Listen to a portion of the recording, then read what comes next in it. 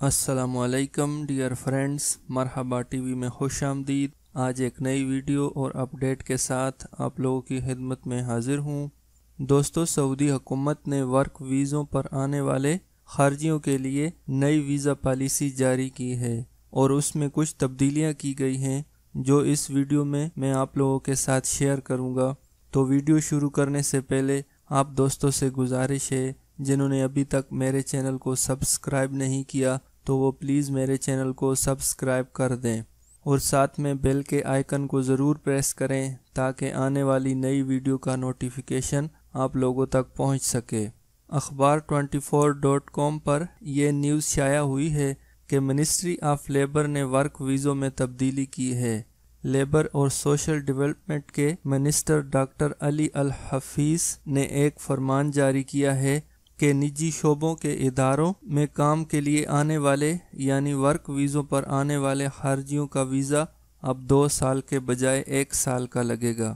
اس میں سائق خاص، عامل منزلی، خدامہ یا جو بھی گھریلو ملازمین جو کسی بھی گھر میں کام کرنے کے لیے اس ویزے پر آتے ہیں، یا سرکاری ایجنسیوں کے ویزے یعنی سرکاری کاموں کے لیے جو لوگ ان ویزوں پر آتے ہیں ان کا پرانا سسٹم ہی ہوگا، اس میں تبدیلی نہیں کی گئی، وہ 2 سال کا ہی ویزا لگے گا۔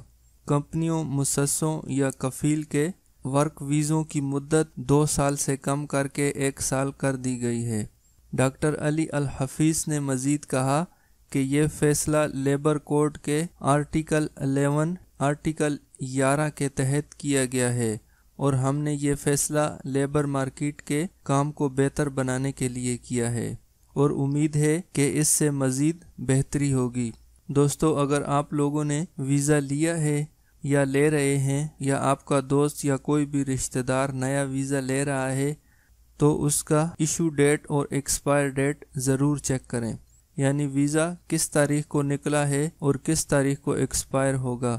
اگر اس میں ٹائم کم ہے یعنی زیادہ دن ہو گئے ہیں ویزا نکلنے کے تو وہ ویزا نہ لیں، بعد میں آپ لوگوں کے لیے مسئلہ ہوگا اور آپ لوگوں کے لیے پریشانی ہوگی۔